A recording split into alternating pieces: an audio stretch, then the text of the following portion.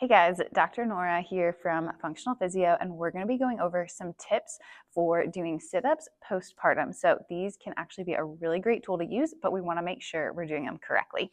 So the first thing is just making sure we know how to engage our deep core. So I'm not going to go into that too specifically in this video, but maybe you need to start laying down, just doing some breathing, making sure you can feel these deep abs turn on.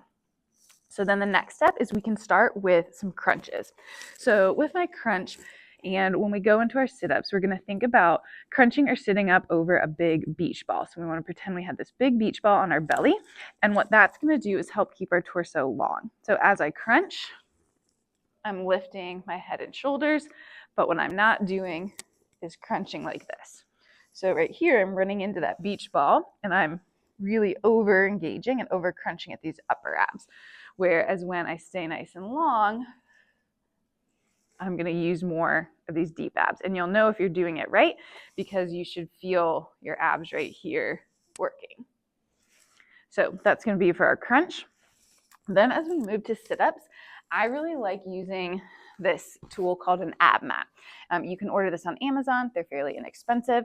If you don't have one, you could just roll up some towels. But what this is going to do is fill in that space between my back and the floor and help us use more abs and not hip flexors.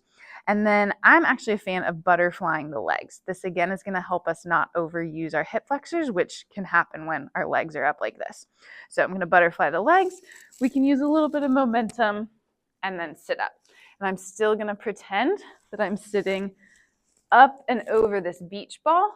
I'm not going to crunch like this and round forward. So my torso is staying nice and long. And again, if we're doing it like this, we should feel a little bit more of these deeper abs. We also want to watch that our abs aren't bulging, so I'm not getting any excessive coning or doming, or just my abs are not pushing out. We want everything to be drawing in. The last thing that we can do if we need some help is actually use a band. So I've got this band that I've attached to the rig, so we just need to make sure it's attached onto something really strong that we're not going to pull over. And then I can sit back down and then sit up again and use that band to help. So if I need more resistance, I could just grab it closer to the attachment, or I can make it easier and grab back here.